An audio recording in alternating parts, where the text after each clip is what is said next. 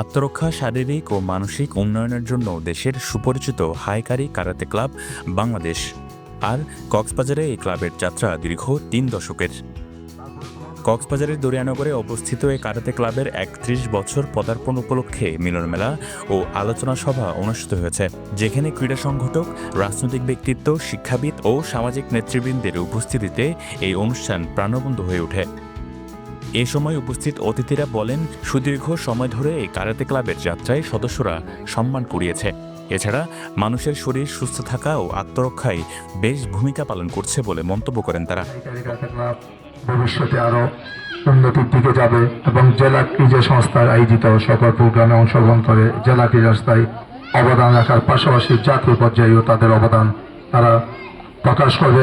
খুব রিসেন্টলি আমরা তাইকোন্ডোতে একটি ক্লাব পাঠিয়েছিলাম, সেখানেও আমাদের সারা বাংলাদেশের মধ্যে রানার্স আপ হয়ে আসার গৌরব অর্জন করেছে।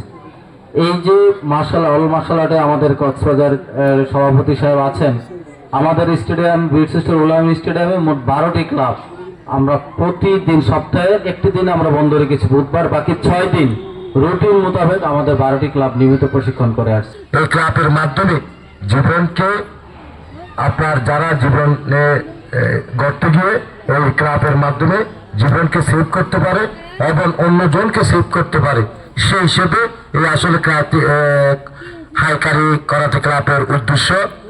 আমাদের এই ক্লাব অন্যান্য ক্লাবের মতো না, আমাদের ক্লাবটা হচ্ছে আমরা নিজেরা এই খেলোয়াড় তোলার জন্য নিজেদের মধ্যে কম্পিটিশন করে থাকি এবং আন্ত কম্পিটিশন করে থাকি, বিভিন্ন খেলায় অ্যাটেন্ড করে থাকি। ইনশাআল্লাহ সামনে ভালো করবে। ওদের মূল লক্ষ্যটা হচ্ছে কি, হাইকারি কারাতে ক্লাব কক্সবাজারের মধ্যে একটি ভালো প্রতিষ্ঠান হিসাবে গড়ে তোলার জন্য। আমি হাইকারি কারাতে ক্লাব বাংলাদেশকে ধন্যবাদ জানাবো। এরকম মার্শাল আর্ট কেন্দ্রিক যে এরকম কিছু আনকমন প্রোগ্রাম তারা হাতে নিয়েছে। অন্যতম প্রতিষ্ঠান হিসেবে বাংলাদেশে আমরা এর উজ্জ্বল সাক্ষ্য রাখতে পারবো বলে আমার বিশ্বাস এবং সে লক্ষ্যে আমরা কাজ করে যাচ্ছি। আজকে এখানে মিলন মেলা, 31 বছরের যে মিলন মেলা, এখানে আমাদের ছাত্রছাত্রীরা এখানে উপস্থিত হয়েছেন। এছাড়া আমাদের অনেক অতিথিবৃন্দ এখানে উপস্থিত হয়েছেন। দীর্ঘ 31 বছর ধরে কক্সবাজারে মার্শাল আর্ট চর্চা ও তরুণ প্রজন্মকে শৃঙ্খলা, আত্মরক্ষা ও নৈতিক শিক্ষায় উদ্বুদ্ধ করে আসছে এই হাইকারি কারাতে ক্লাব বাংলাদেশ।